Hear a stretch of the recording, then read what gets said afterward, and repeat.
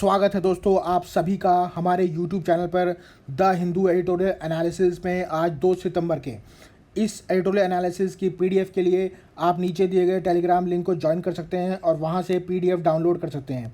आज जो हम 3 एडिटोरियल्स का डिस्कशन करेंगे उसमें सबसे पहला है, क्या सिविल सर्वेंट्स एक्सप्रेस कर सकते हैं अपने व्यूज़ लॉज और गवर्नेंस के ऊपर। और दूसरा जो आर्टिकल है वो वुमेन इश्यूज़ को लेके है, जो कि ये बताता है कि कैसे जो है ग्लास सीलिंग को तोड़कर वुमेन आगे निकल सकती हैं। और तीसरा जो इशू है वो है चाइना और ताइवान का। आइए शुरू करते हैं इस टॉपिक से। Can civil servants express their views on laws and governance. Recently आप सभी जानते हैं कि बिल्किस बानो केस की एक चर्चा है पूरे देश में, जहां पे मैं थोड़ा सा आपको ब्रीफ कर दूं कि बिल्किस बानो एक ऐसी महिला है जो 2002 में कुछ जो है आपका लोगों ने मिलकर उनका रेप किया और रेप करने के बाद उनकी 3 ईयर ओल्ड डॉटर को जो भी है वहाँ जान से मार दिया। इसके बाद हुआ ये कि कोर्ट का डिसीज़न आया और उन लोगों को जो है लाइफ इम्प्रिजनमेंट की जो है पनिशमेंट दी गई। लेकिन रिसेंटली जो है फिर से कुछ हुआ है, जहां गुजरात गवर्नमेंट ने एक कमेटी बनाई थी और कमेटी बनाकर जो है उन लोगों को रिलीज़ कर दिया था, ये कहते हुए कि उनके अंदर कुछ रिफॉर्म्स आ गए हैं या उनके अंदर कुछ एक रिमिशन क्लॉज को इन्वोक करके उन्हें जो है छोड़ दिया गया। इसके बाद उनके जेल से बाहर निकलने के बाद उनको फूल मालाएँ पहनाई गई, मिठाई बाँटी गई, ढोल बजाए गए। ऐसा दिखाया गया कि जैसे वो एक क्रांतिकारी हैं और वो इस बहुत बड़ी लड़ाई लड़कर बाहर आ रहे हैं। बहुत उन्होंने लोगों का जो है अच्छा कुछ किया है। वहीं इसी बात को देखते हुए तेलंगाना की एक आईएएस ऑफिसर हैं जिनका नाम है स्मृति सबरवाल। उन्होंने अपने ट्विटर अकाउंट से ट्वीट करा है जिसमें उन्होंने दर्शाया है, उन्होंने दुख जताया है बिल्किस बानो के लिए और क्वेश्चन किया है गुजरात गवर्नमेंट के इस डिसीज़न पे कि क्या ये डिसीज़न ठीक है। उनकी इसी ट्वीट के बाद जो है एक डिबेट उठ गई है कि क्या सिविल सर्वेंट्स जो हैं इस तरह का कोई भी सरकार के खिलाफ कोई बयान दे सकते हैं और क्या ये उनका बयान या इस तरह का ट्विटर पे उनका expression central civil service conduct rules of 1964 की अवहेलना नहीं है।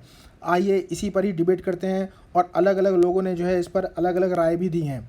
सबसे पहले ये कहा जा रहा है कि हर सिटीज़न को जो है इंडिया के फंडामेंटल राइट हैं, specially fundamental right of speech है जो फ्रीली गारंट किया गया है हमारे कॉन्स्टिट्यूशन के अंदर। लेकिन यही फंडामेंटल राइट ऑफ स्पीच जो है इसकी कुछ रीजनेबल रिस्ट्रिक्शंस हैं जो कि कंट्री के इंटरेस्ट में हैं।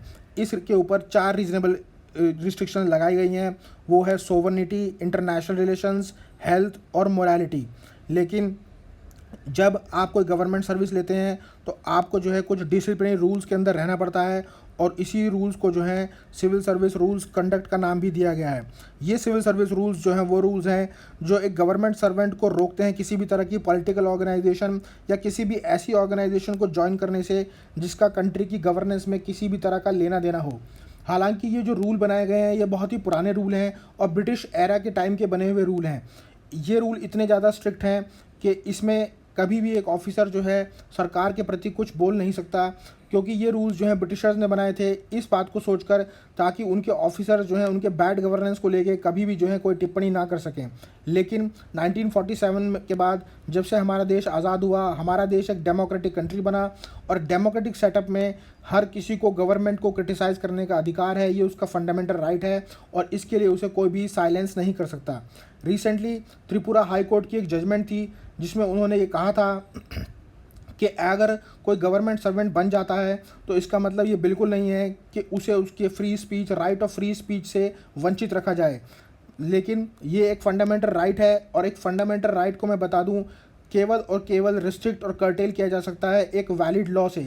यहाँ आपको ये याद रखना बहुत ज़रूरी है कि ये एक फंडामेंटल राइट है जिसको कर्टेल केवल वैलिड लॉ से ही किया जा सकता है और वो लॉ जो है लेजिस्लेचर द्वारा उनकी असेंबली या पार्लियामेंट में बना होना चाहिए। किसी अपने व्यूज़ को एक्सप्रेस करना एक एम्प्लॉय का काम है और डेमोक्रेटिक सोसाइटी में हर इंस्टीट्यूशन के डेमोक्रेटिक नॉर्म्स हैं और हेल्दी क्रिटिसिज्म जो होता है वो हमेशा जो है पब्लिक इंस्टीट्यूशंस को इम्प्रूव करता है। इसलिए आईएएस ऑफिसर्स के पास भी एक राइट है कि वो एक्सप्रेस करें खुद को एक डिसेंट मैनर में। वहीं दूसरे कुछ लोग हैं वो ये कहते हैं कि आईएएस ऑफिसर जो है उनको कुछ भी गवर्नमेंट के एक्शन या कुछ भी गवर्नमेंट की पॉलिसीज़ के बारे में कभी भी स्ट्रांगली पब्लिक डोमेन में आकर नहीं बोलना चाहिए। क्योंकि इसके कुछ सीरियस रिपरकशंस हो सकते हैं, और अगर उन्हें किसी भी तरह की कोई दिक्कत है तो उन्हें जो है प्रॉपर आईएएस एसोसिएशंस या फिर इस तरह की कोई ऑर्गेनाइजेशन जो बनी हुई हैं वहीं जाकर जो है अप्रोच करना चाहिए। बिल्किस केस जो है दिखाता है कि कैसे जो है न्याय की जो है धज्जियाँ उड़ी हैं, ट्रेवेस्टी ऑफ जस्टिस है, क्योंकि इसने जो है हर तरह की फेयरनेस, हर तरह की जो है निष्पक्षता और मानवता का जो है बिल्कुल दायरा तोड़ दिया है और आगे निकल गया है। किसी भी प्रेग्नेंट वुमेन का इस तरह से मर्डर करना और उनकी फैमिली मेम्बर्स के सामने रेप करना, ये बहुत ही हॉरिबल है और हॉरिफिक इंसिडेंट है। बावजूद इसके कि कन्विक्ट्स जो हैं जेल में रहे हैं कुछ साल के बाद, और एक रिमिशन पॉलिसी सरकार लेके आती है, और वहाँ जो है कुछ कमेटी बिठाकर रूलिंग पार्टी या कोई भी ये डिसाइड कर लेता है कि कैसे जो है किसे छोड़ना है और किसे रखना है। सिविल सर्वेंट्स जो है उनका काम है कॉन्स्टिट्यूशनल प्रिंसिपल्स को लेटर और स्पिरिट में और रूल ऑफ लॉ को मेंटेन करना, लेकिन इस पूरे इंसिडेंट के अंदर स्पिरिट ऑफ कॉन्स्टिट्यूशन और रूल ऑफ लॉ की धज्जियाँ उड़ाई गई हैं, वो भी खुलेआम। ये आप देख सकते हैं कि अगर इस तरह से कोई भी कलेक्टर या कोई रूलिंग पार्टी ही डिसाइड करेगी कि कौन व्यक्ति जेल में रहेगा और कौन व्यक्ति बाहर रहेगा, तो फिर कोर्ट्स का होना ना होना इस देश में कोई मायने नहीं रखता। वहीं दूसरी बात ये कही जा रही है कि ये रूल्स जो बनाए गए हैं ये बहुत ही ज़्यादा स्ट्रिक्ट रूल्स हैं, जो सिविल सर्विस रूल्स हैं, और इनको जो है एक प्रॉपर तरीके से प्रॉपर मैनर में जो है इम्प्लीमेंट नहीं किया जाता है। एक गवर्नमेंट सर्विसेज में होने का मतलब ये बिल्कुल नहीं है कि एक व्यक्ति जो है अपने पूरे के पूरे फंडामेंटल राइट्स को सरेंडर कर दे और अपने ऊपर जो है सारी रिस्ट्रिक्शंस ले ले। हाँ, ये ज़रूर है कि उसे एक बाउंडेशंस और लिमिटेशंस में रहकर ही काम करना पड़ता है। रूल ये ज़रूर कहते हैं कि आप जो है किसी भी सरकार की पॉलिसी जजमेंट को क्रिटिसाइज़ नहीं कर सकते, लेकिन इसके जो एक्सप्रेशंस हैं, इसके जो रूल्स और प्रोविजंस हैं वो इतने वेग हैं कि वो क्लियरली डिफ़ाइन ही नहीं कर पा रहे हैं कि क्या सही है और क्या गलत है। आप ही अभी सोच के देखिए कि जब इतना हीनस क्राइम जो है कमिट हुआ पड़ा है, और हीनस क्राइम होने के बाद किसी को अगर जेल हुई है और गलत को कोई गलत कह रहा है तो उसके ऊपर भी जो है एक्शन लिया जा सकता है। दूसरा कुछ लोगों ने ये भी कहा है कि ये रूल्स जो हैं ये वायलेट नहीं कर रहे हैं आर्टिकल 19 को। मैंने अभी पीछे बताया था कि एक फंडामेंटल राइट्स को कर्टेल केवल और केवल लॉ से किया जा सकता है। वहीं इसके डिफेंस में वो ये कहते हैं कि ये जो है कंडक्ट रूल्स हैं, ना कि लॉ हैं, जिनको इम्पोज किया गया है डिसिप्लिन को मेंटेन करने के लिए ऑर्गेनाइजेशन में।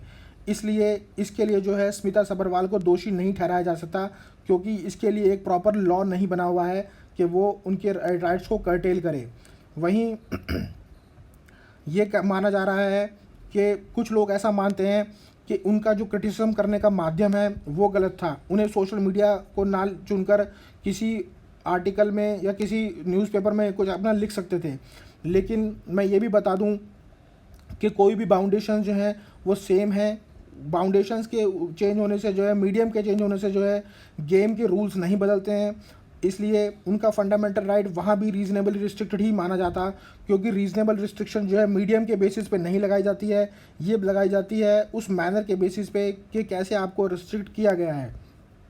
दूसरा जो इसके अगेंस्ट में लोग कहते हैं वो ये कहते हैं कि सभरवाल के पास कोई भी अथॉरिटी नहीं है कि वो एक्सप्रेस करे अपना ओपिनियन गुजरात गवर्नमेंट के इस डिसीजन पे, क्योंकि फ़िलहाल में स्मिता सभरवाल जो आईएएस ऑफिसर हैं वो तेलंगाना में पोस्टेड हैं और वहाँ पर ही कार्यरत हैं, और वो किसी भी तरीके से स्टेक होल्डर नहीं है गुजरात गवर्नमेंट के डिसीजन मेकिंग प्रोसेस में। क्योंकि वो गुजरात गवर्नमेंट के डिसीजन मेकिंग प्रोसेस में इन्वॉल्व नहीं है तो उन्हें कोई हक नहीं बनता कि वो उसे जो है एक्सप्रेस करें अपना ओपिनियन। वहीं आप ये देखिए, जहां आज की डेट में सभी आईएएस ऑफिसर्स अपनी पर्सनल लाइफ को, अपने हॉलीडेज़, फॉरेन टूरिस्ट ट्रिप्स को अपना ट्विटर या दूसरे अकाउंट्स पे दिखाते हैं, वहीं अगर वो अपनी मन की इच्छा इस तरीके से अपना अभिव्यक्त करते हैं किसी भी ट्विटर या फेसबुक पर आकर अपने दर्द को दर्शाते हैं, तो लोग जो हैं उनके ऊपर किस तरह के सवाल खड़े करना शुरू कर देते हैं। यहाँ तक कि सिविल सर्विसेज रूल्स और इस तरह के रूल्स भी उनके निष्पक्ष और उनके जो है आपके कॉन्साइंस पे जो है अटैक करते हैं। अनफॉर्चुनेटली गवर्नमेंट ऑफिसर्स के पास जो है केवल वन वे ऑफ इंगेजमेंट है कि उन्हें जो है सिर्फ अच्छी बातें ही मीडिया में आके कहनी है। उनके पास कोई भी लिबर्टी नहीं है ये कहने की कि मीडिया में आकर कि सरकार का ये काम गलत है या सरकार का ये काम ठीक नहीं है। इस तरह से हमें यही समझ में आ रहा है कि डेमोक्रेसी में जो है हर आदमी के पास राइट है एक्सप्रेस करने का अपना ओपिनियन, राइट टू ऑब्जेक्ट और राइट टू डिसेंट। और इसके लिए चाहे कोई आईएएस ऑफिसर हो या कोई आम आदमी, ये सबके ऊपर ही जो है अप्लाई होता है। ज़रूरी ये है कि आज बिल्किस बानो की का जो केस है उससे जो है पूरी सोसाइटी ही हर्ट नहीं हुई है, बल्कि पूरा कॉन्स्टिट्यूशन भी हर्ट हुआ है और रूल ऑफ लॉ की जो है धज्जियाँ उड़ी हैं। दूसरी, ये कोई गवर्नमेंट का पॉलिसी डिसीजन नहीं है, ये एक गवर्नमेंट का एग्जीक्यूटिव डिसीजन है। वहीं सिविल रूल्स जो है ये कहते हैं कि एक ऑफिसर को या एक गवर्नमेंट ऑफिसर को या इसको सिविल सर्वेंट को किसी भी तरीके से गवर्नमेंट की पॉलिसी को क्रिटिसाइज़ करने का हक नहीं है। लेकिन ये पॉलिसी नहीं है, ये एक डिसीज़न है जो एग्जीक्यूटिव एक्शन के बेसिस पे लिया गया है, इसलिए इसको भी खारिज किया जा सकता है। वहीं ये बात सच हो गई है कि अब किस तरीके से कॉन्स्टिट्यूशन और रूल ऑफ लॉ की धज्जियाँ उड़ रही हैं। ज़रूरत है कि सुप्रीम कोर्ट जो है सामने आए, सुओ मोटो कॉग्निजेंस ले इस बात का और एक स्ट्रिक्ट एक्शन ले, ताकि ये बताया जा सके कि क्या गलत है और क्या सही, और इसके जो है प्रॉपर रीजंस भी सुप्रीम कोर्ट को देने चाहिए। वहीं दूसरा आर्टिकल जो है वो है big picture takeaways from China Taiwan drills. China और ताइवान के इशू को लेकर है। आप सभी जानते हैं कि चाइना और ताइवान के बीच में जो है कुछ इश्यूज़ हैं, कुछ बॉर्डर इश्यूज़ हैं। चाइना जो और ताइवान के बीच में एक ताइवान स्ट्रेट जाती है और वही जो है उन दोनों को सेपरेट करती है। चाइना का ये कहना है कि ताइवान जो है उनका खुद का हिस्सा है जो कुछ अलग हो गया है, जिसे वो कुछ समय के बाद अपने हिसाब से वहाँ पे कॉन्सेंसस बिल्ड करके अपनी टेरिटरी में मिला लेंगे। वहीं ताइवान का ऐसा कहना है कि वो एक एंटिटी है, इंडिपेंडेंट एंटिटी है और उनका चाइना से कोई लेना देना नहीं है। अभी रिसेंटली नैन्सी पेलोसी जो आपकी यूएस हाउस स्पीकर हैं, उनकी विज़िट हुई थी ताइवान में, और उनकी विज़िट होने के बाद ये इशू और गर्मा गया और ये एक ऐसा स्ट्रॉन्ग मैसेज गया है पूरे ग्लोबल उसमें, जहां चाइना को ऐसा लगता है कि यूएस हाउस स्पीकर की ये विज़िट उनको ताइवान के इंडिपेंडेंस में सपोर्ट कर रही है, उनको इस तरह का जो है इनकरेजमेंट दे रही है कि वो जो है चाइना से अलग हो सकती है। वहीं यूएस हमेशा से ही जो है किसी न किसी तरीके से ताइवान को सपोर्ट करता रहा है, उनको मिलिट्री ट्रेनिंग देता रहा है, इसके अलावा उनको आर्म्स और वेपन्स और बहुत सी चीज़ें भी जो है सप्लाई करता रहा है। रिसेंटली जैसे ही नैन्सी पेलोसी की विज़िट हुई, उसके बाद पीपल लिबरेशन आर्मी ने जो है बैक टू बैक जो है मॉक ड्रिल्स और डिफेंस ड्रिल्स करने शुरू कर दिए। पीपल्स लिबरेशन आर्मी को क्यों पीपल लिबरेशन आर्मी कहा जाता है, मैं यहाँ आपको बता दूँ कि इंडियन आर्मी को इंडियन आर्मी कहा जाता है, लेकिन चाइना की आर्मी को पीपल लिबरेशन आर्मी इसलिए कहा जाता है क्योंकि इंडियन आर्मी की जो कमिटमेंट है वो इंडिया एज अ कंट्री के लिए है। वहीं पीपल लिबरेशन आर्मी की जो कमिटमेंट है वो कम्युनिस्ट पार्टी ऑफ चाइना के लिए है। वो कम्युनिस्ट पार्टी ऑफ चाइना के लिए काम करते हैं और कम्युनिस्ट पार्टी ऑफ चाइना ही वो पार्टी है जिन्होंने चाइना को लिबरेट किया था और उन्हीं की वो बनाई हुई आर्मी है, इसलिए उसे पीपल लिबरेशन आर्मी कहा जाता है। तो जैसे ही चाइना और ताइवान के जो इशू हुए, नैन्सी पेलोसी की विज़िट हुई, तो उसके बाद जो है बैक टू बैक ड्रिल्स हो रही हैं और ऐसा माना जा रहा है कि एक कोशिश की जा रही है ताकि अटैक करा जा सके ताइवान के मेन आइलैंड के ऊपर। और इसके लिए जो 3 एरियाज़ हैं वहाँ चाइना को अपनी कैपेबिलिटीज़ को बिल्ड करना होगा अगर वो सक्सेसफुली कोई इन्वेजन वहाँ पे करना चाहते हैं। तो पहला है एयर असॉल्ट, दूसरा है मिसाइल कैपेबिलिटीज़ और तीसरा है जॉइंट लॉजिस्टिक फोर्स। आपको मैं बता दूं कि चाइना की ईस्टर्न थिएटर कमांड है जो कि पूरा तरीके से प्लान कर रही है एग्जीक्यूट करने के लिए इन्वेजन ताइवान के ऊपर। ईस्टर्न थिएटर कमांड क्या होता है? थिएटर कमांड जो है एक इंटीग्रेटेड फोर्सेस होती हैं जिनको एक स्पेशली जोग्राफिकल एरिया में वो जोग्राफिकल एरिया असाइन किया जाता है जहां पे वो ऑपरेट कर सकते हैं इंडिपेंडेंटली। अब आपके लिए सवाल ये बनता है कि क्या इंडिया में कोई थिएटर कमांड है, और अगर है तो कहाँ है? ये कमेंट बॉक्स में आप लिखकर मुझे बताएं। इसके अलावा ये बताया जा रहा है कि जो चाइना के हेलीकॉप्टर्स हैं वो इतने ज़्यादा एडवांस हो गए हैं, वो अमेरिकन वेरिएंट्स को भी कॉम्पीट कर सकते हैं और उनकी मिलिट्री स्ट्रेंथ और कैपेबिलिटीज़ ताइवान से कई गुना ज़्यादा है। वहीं अगर उन्हें उनके ऊपर इन्वेजन करना है तो 2 चीज़ों के ऊपर ध्यान रखना होगा, वो है एयर ग्राउंड और एयर सी कम्युनिकेशन। एयर ग्राउंड और एयर सी कम्युनिकेशन दोनों पे ही उनका काम तेज़ी से चल रहा है और इसीलिए जो है वो बार बार जो है अपनी मॉक ड्रिल्स करते ही जा रहे हैं। वहीं आपको मैं बता दूं कि चाइना फोर्सेस जो हैं या फिर पीपल लिबरेशन आर्मी जो है पानी के रास्ते से अटैक करने के लिए अभी इतनी मजबूत नहीं है कि ताइवान के ऊपर जो है वो कर सके। वहीं क्योंकि उसके साथ लॉजिस्टिक्स के बहुत सारे इशू हैं जो कि एक की वीकनेस उनकी बन के सामने आ रहा है। इसके अलावा रशिया यूक्रेन के बाद रशिया यूक्रेन वॉर के बाद ये सामने आ गया है कि कोई कंट्री का डिफेंस कितना भी स्ट्रांग हो, जब तक कि वहाँ की लोकल पॉपुलेशन या फिर लोकल दूसरे ग्लोबल प्लेयर्स वहाँ पे पूरी तरीके से नहीं हटेंगे, उस कंट्री को इन्वेड करना बहुत मुश्किल होगा। ऐसा माना जा रहा था कि रशिया जो है 3 दिन के अंदर ही पूरा का पूरा यूक्रेन को तबाह कर देगी, पूरा का पूरा यूक्रेन को अपने अंडर ले लेगी, लेकिन आज 6 महीने से भी ज़्यादा होने के बावजूद ये सामने आ गया है कि रशिया जो है इतनी स्ट्रॉन्ग डिफेंस फोर्स और इतना सब कुछ मिलिट्री कैपेबिलिटी होने के बाद भी यूक्रेन जैसी छोटे देश का भी जो है अभी कुछ भी एक निर्णायक स्थिति में नहीं आ पाया है। और पीपल लिबरेशन आर्मी के जो है एम्फीबियस वेजल्स या पानी के थ्रू अटैक करने की क्षमता इतनी नहीं है जितनी दूसरी जगहों पे मिलिट्री ड्रिल्स पे या लैंड पे है। वहीं पीएलए जो है आपका बार बार जो है कोशिश कर रहा है कि किसी तरीके से वो वारफेयर कर जाए और ताइवान के ऊपर जो है पूरा का पूरा इन्वेजन कर ले।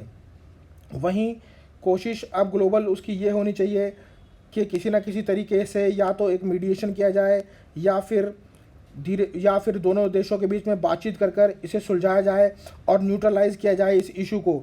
नहीं तो ये दूर नहीं, जब इन दोनों की लड़ाई से हो सकता है कि एक तीसरे विश्व युद्ध की आगाज़ हो जाए। इसके अलावा जो तीसरा आर्टिकल है वो है academia research and the glass ceiling in India के ऊपर। यहाँ मैं बता दूँ ग्लास सीलिंग का क्या मतलब है। ग्लास सीलिंग का मतलब है ऐसे इनविजिबल बैरियर्स जो वुमेन को सक्सीड करने में रोकते हैं उनकी प्रोफेशनल वर्क लाइफ में या उनके करियर में। जेंडर इश्यूज़ हमेशा से एक मुद्दा रहा है और पर्टिकुलरली जेंडर इनइक्वालिटी और डिस्क्रिमिनेशन ये हायर एजुकेशन में भी एकेडमिक्स में बहुत ज़्यादा है। ऐसा एक फ़र्स्ट इंसिडेंस तब सामने आया जब 1933 में कमला सोनहोनी नाम की एक महिला सीवी रामन जो कि फॉर्मर नोबेल लॉरिएट हैं उनके पास गई और उनसे रिक्वेस्ट की कि मैं आपके उसमें जो है ग्रुप में आके रिसर्च करना चाहती हूँ आपके गाइडेंस में। लेकिन उनके इस प्रपोजल्स को ये कह के ठुकरा दिया गया कि वो एक महिला हैं। लेकिन उस महिला कमला सोनहोनी ने फिर भी भूख हड़ताल की और ये दर्शाने की कोशिश की कि मैं दृढ़ हूँ अपने संकल्प पे। और इसके बाद उसको एडमिट किया गया इस कंडीशन पे कि वो 1 साल तक इसमें काम करेंगी और जब तक कि डायरेक्टर जो है उनके काम से क्वालिटी ऑफ वर्क से सेटिस्फाइड ना हो जाए उनको जो है कोई भी रिकग्निशन नहीं मिलेगा। और दूसरी कंडीशन ये रखी गई कि उनके प्रेजेंस से मेल कलीग्स के कोई भी डिस्ट्रैक्शन नहीं होनी चाहिए। वहीं दूसरा ऐसा केस 1937 में सामने आया जब एक महिला बीबा चौधरी प्रोफेसर डीएम बोस के पास गई और उनसे भी यही रिक्वेस्ट की कि वो उनके रिसर्च ग्रुप को ज्वाइन करना चाहती है। लेकिन उन्होंने ये कहकर उन्हें भी मना कर दिया कि उनके पास कोई भी ऐसा प्रोजेक्ट नहीं है जो वो किसी महिला को असाइन कर सकें। लेकिन मैं आपको बता दूं कि इसके बाद वही महिला उसको रिकॉग्नाइज़ किया गया उसके अपने कंट्रीब्यूशन को जो उन्होंने मेसॉन्स की फील्ड में किया गया था। मेसॉन्स जो हैं एक सब एटॉमिक पार्टिकल्स हैं जो इलेक्ट्रॉन्स और प्रोटॉन्स के बीच में कहीं देखे जाते हैं। ये 2 एग्जाम्पल हैं जेंडर डिस्क्रिमिनेशन के एकेडमिक्स में स्पेशली 20वीं सेंचुरी के शुरुआत में जो हुए थे। ऐसा बहुत से लोगों का मानना है कि रिसर्च और फिज़िक्स ये केवल और केवल मेल साइंटिस्ट का ही काम है जहां वो डिस्क्रिमिनेट करते हैं महिलाओं के साथ क्योंकि आइडियोलॉजी के बेसिस पे, मेरिट के बेसिस पे नहीं। उनका ये मानना है कि महिलाएं जो हैं इतनी ज़्यादा इंटेलेक्चुअल नहीं हैं और उनके पास जो है ऐसी कोई कैपेबिलिटी नहीं है कि वो रिसर्च कैरी आउट कर सकें। लेकिन इन सभी बातों को जो है बिल्कुल सिरे से खारिज किया गया है। 2-3 महिलाएं ऐसी हैं जो उभर के सामने भी आई हैं। एग्ज़ाम्पल के तौर पर आप देखेंगे कि मैडम क्यूरी ने जो है नोबेल प्राइज़ विन किया था 1903 में और इसके अलावा मैरियट गॉपर्ड मायर भी थी जिन्होंने 1963 में जो है नोबेल प्राइज़ वॉन किया था। ये दिखाता है कि इंटेलिजेंस और उनकी मेरिट में कोई भी ऐसी कॉम्प्रोमाइजिंग सिचुएशन नहीं है अगर उन्हें बराबर मौका दिया जाए तो। और ये ग्लास सीलिंग जो कि इनविजिबल बैरियर्स हैं ये इसके लिए तोड़े जाने बहुत ज़रूरी हैं। फिर इसके बाद वो बताते हैं, ऑथर बताता है कि कैसे जो है कुछ गवर्नमेंट इनिशिएटिव्स या इंसेंटिव्स दिए गए हैं। कुछ सालों से जो है कुछ इम्प्रूवमेंट ज़रूर हुई है वुमेन पार्टिसिपेशन की हायर एजुकेशन में और वर्क फोर्स में, लेकिन प्रोग्रेस जो है अभी भी इतनी तेज़ी से आगे नहीं बढ़ पा रही है। वजह इनकी ये रही है कि जब तक ये जेंडर इनइक्वालिटी का जो बायस है ये नहीं रिमूव होगा जब तक वुमेंस को जो है अपॉर्चुनिटी नहीं मिलेगी। इसके लिए कुछ ऐसी इनिशिएटिव्स भी लिए गए हैं गवर्नमेंट द्वारा जहां उनको इंसेंटिवाइज़ किया जा रहा है। इस दिशा में जो एक इनिशिएटिव है उसका नाम है गति। गति मतलब gender advancement for transforming institutions. ये साइंस एंड टेक्नोलॉजी का एक प्रोजेक्ट है जहाँ पे प्रमोट की जा रही है gender equity science and technology में। और दूसरा एक ऐसा इनिशिएटिव है वो है किरण, जिसकी फुल फॉर्म है knowledge involvement in research advancement through nurturing, जिसमें वुमेन साइंटिस्ट को इनक्रेज किया जा रहा है कि वो साइंस एंड टेक्नोलॉजी प्रोजेक्ट्स को और रिसर्च को परस्यू करें और प्रिवेंट करें वुमेन साइंटिस्ट को कि वो ऐसे फैमिली रीजंस के कारण जो है किसी भी रिसर्च के काम को गिव अप ना करें। और इसी दिशा में जो है क्रैचेज़ जो हैं सेटअप किए जा रहे हैं ताकि साइंटिस्ट मदर्स जो हैं अपने बच्चों को बेपरवाह होकर उन क्रैचेज़ में छोड़ सकें, जहां उनका पूरे दिन जो है अच्छी तरीके से केयर रखी जा सके और उनको जो है एक इक्वल अपॉर्चुनिटी मिले एम्प्लॉयमेंट में। बावजूद इन सब इनिशिएटिव्स के वुमेन जो है आज भी अंडर रिप्रेजेंटेड है ग्लोबली, स्पेशली हार्डकोर स्टेम में। स्टेम का मतलब है science, technology, engineering and mathematics. इसको जो है स्टेम बोला गया है, STEM।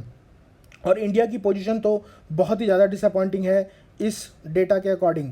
यूनेस्को का एक डेटा है वो दिखाता है कि इंडिया जो है लोएस्ट पोजीशन पे है, जहां केवल 14% फीमेल रिसर्चर्स ही जो हैं स्टेम एरियाज़ में पार्टिसिपेट करते हैं। इंडिया के अलावा बहुत सी एडवांस कंट्रीज़ भी हैं, उनका जो डेटा है वो भी कुछ खास अच्छा इसमें नहीं है। जैसे जापान में केवल 16% फीमेल हैं, नेदरलैंड में 26%। चौंकाने वाले आंकड़े जो आ रहे हैं वो ऐसी कंट्रीज से आ रहे हैं जिनके बारे में सोचना भी मुश्किल है, जैसे कि तुनीशिया में फ़ीमेल रिसर्चर्स 55% हैं, अर्जेंटीना में 53% हैं। ये कंट्रीज़ जो हैं अंडर डेवलप्ड कंट्रीज़ की कैटेगरी में आती हैं, लेकिन फिर भी जो है इनमें फ़ीमेल रिसर्चर्स का इतना ज़्यादा होना एक नए मॉडल का की वो दिखा रहा है, जिस पे ग्लोबली जो है कोई रिसर्च होनी चाहिए, देखना चाहिए, बहुत सारी कंट्रीज़ को कॉपी करना चाहिए कि ऐसा इन कंट्रीज़ ने क्या किया है कि यहाँ पे वुमेन पार्टिसिपेशन इतनी तेज़ी से बढ़ रहा है। इंडिया के अंदर केवल 43% वुमेन ही ग्रेजुएट करती हैं स्टेम में, यानी कि साइंस, टेक्नोलॉजी, इंजीनियरिंग, मैथमेटिक्स में। और उसके बाद 14% वुमेन ही एकेडमिक इंस्टीट्यूशंस या यूनिवर्सिटीज़ को ज्वाइन करती हैं। तो ये आप देख सकते हैं कितना स्टार्क डिफरेंस है कि 43% वुमेन जो आपका ग्रेजुएट हो रही हैं, वो केवल 14% वुमेन ही हैं जो एकेडमिक इंस्टीट्यूशंस को ज्वाइन कर रही हैं। और इस तरह से जो है पार्टिसिपेशन जो है वुमेन का गिरता ही जा रहा है। और आप इजीली देख सकते हैं कि यूनिवर्सिटीज़ में या रिसर्च इंस्टीट्यूट्स में फ़ीमेल फैकल्टी का जो है होना बहुत कम है, बहुत ही कम नंबर है उनका, जो ये दिखलाता है कि किस तरीके से जो है women numbers day by day जो है ड्रॉप हो रहे हैं, उनके नंबर्स श्रिंक हो रहे हैं। इसके अलावा वुमेन का नंबर जो है डिसीजन मेकिंग प्रोसेसेस में भी बहुत ज़्यादा डिक्रीज़ हो रहा है अकेडमिया में। डिसीजन मेकिंग प्रोसेस का मतलब है वो board of councils, board of जो गवर्नर्स की मीटिंग है, उनमें जो है उनका प्रेजेंस बहुत ही ज़्यादा कम है, क्योंकि ये माना जा रहा है कि बार बार जो है उन्हें किसी ना किसी इश्यूज़ की वजह से बहुत सारी चीज़ें और करियर को जो है अपने गिव अप करना पड़ता है। स्टेम के अकॉर्डिंग बहुत सारे स्टेम इंस्टीट्यूट्स में वुमेन जो है सिर्फ 20% ही पोजीशंस को ऑक्यूपाई कर रही हैं टोटल पोजीशन में। इवन जो सबसे प्रेस्टिजियस इंस्टीट्यूट्स हैं, IIT मद्रास, IIT बॉम्बे, वहाँ भी जो है 10% ही प्रेजेंस है वुमेन का, रिसर्चर्स का और उनकी फैकल्टीज़ में। फ्यू लीडिंग प्राइवेट यूनिवर्सिटीज़ हैं जिन्होंने अच्छा दिखाया है, लेकिन ओवरऑल जो है प्राइवेट यूनिवर्सिटीज़ का ट्रेंड भी वो सेम ही है जो कि गवर्नमेंट के ट्रेंड को फॉलो कर रहा है। यहाँ तक कि UGC के डेटा के according state universities, central universities और डीम्ड यूनिवर्सिटीज़ में केवल 6% ही फीमेल वाइस चांसलर्स हैं। इसके अलावा IIT और IIT खड़गपुर जैसी बड़े संस्था, बड़े इंस्टीट्यूशन में भी यही हाल है, जो ज़्यादा कुछ बदला नहीं है। हाँ, कॉरपोरेट वर्ल्ड यानी कि प्राइवेट कॉरपोरेट वर्ल्ड या प्राइवेट इंडस्ट्रीज़ MNCs में जो है कुछ अलग सा डेटा देखने को मिला है। यहाँ ये जो दिखलाता है कि वुमेन की पार्टिसिपेशन जो है लीडरशिप और डिसीजन मेकिंग के रोल में बहुत ज़्यादा बढ़ रही है, स्पेशली 1990s के दौर से। आप जानते हैं कि 1990s में जो है लिबरलाइजेशन, प्राइवेटाइजेशन, ग्लोबलाइजेशन का मॉडल आया था इंडिया में, जिसके बाद बहुत सारी फॉरेन कंपनीज़ और MNCs ने जो है इंडिया में स्टेपिंग किया। और उसके बाद से ही देखा जा रहा है कि वुमेन का जो नंबर है वो कॉर्पोरेट वर्ल्ड में सीनियर मैनेजमेंट पोजीशंस में काफ़ी बढ़ा है और वो 39% तक है आज की उसमें, जो कि ग्लोबल एवरेज से भी बहुत ज़्यादा है। Number of women CEOs Fortune 500 companies में 15% हैं और फीमेल बोर्ड मेंबर्स मैनेजमेंट में जो है 15% हैं। तो 2016 में जो अब ग्रोथ करके 2022 में नियरली 20% हो चुका है। ये दिखाता है कि प्राइवेट सेक्टर में जो है कितनी तेज़ी से वुमेन्स का पार्टिसिपेशन बढ़ रहा है। और ऐसा माना जा रहा है कि इन सब पार्टिसिपेशन के बढ़ने की वजह सिर्फ 2 ही वजह हैं, और वो है मैकेनिज्म ऑफ सिलेक्शन और प्रमोटिंग पर्सनल प्रमोट करना अपने पर्सनल्स को on the basis of merit.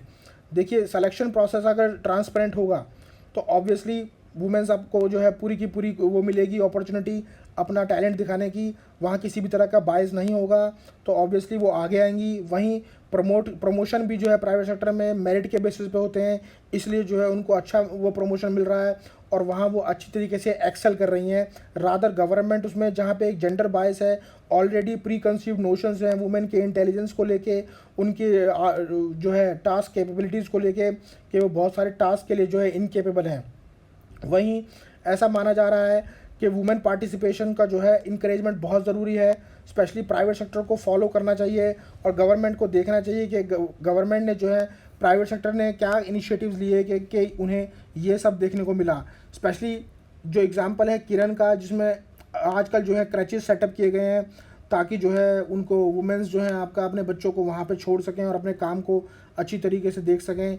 ये जो है प्राइवेट सेक्टर का ही इमीडिएट किया हुआ मॉडल है, क्योंकि 1990s में ही बहुत सारी MNCs कंपनी ने जो है ये क्रचेस सिस्टम को जो है अपनी कंपनीज़ में अपने कैंपसेस में शुरू किया था। इसके अलावा बहुत सारी प्राइवेट सेक्टर ने और भी जो है चीज़ें करी हैं, जैसे कि फ्लेक्सिबल वर्क आवर टाइमिंग्स करी हैं। वो वर्कफोर्स आफ्टर इंटरिम ब्रेक के बाद वो अपना दोबारा काम रीजॉइन कर सकती हैं।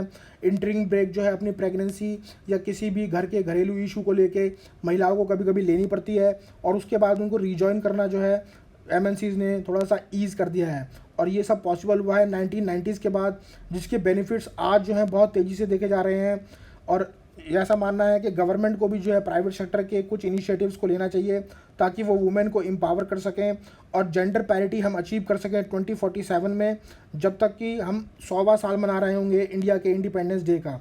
इसलिए ज़रूरी है कि जेंडर इक्वालिटी और पैरिटी इस देश में लागू की जाए और ये तभी हो सकता है जब लोगों के माइंडसेट चेंज होंगे, इंस्टीट्यूशंस जो हैं आपके जेंडर बायस को छोड़ देंगे और वुमेन को जो है एसेट्स की तरह देखेंगे rather than as a liability, और उनको जो है इंटेलिजेंस और उनकी कैपेबिलिटीज़ पे सवाल करना बंद करेंगे और उन्हें मेरिट के बेसिस पे जो है मौका देंगे।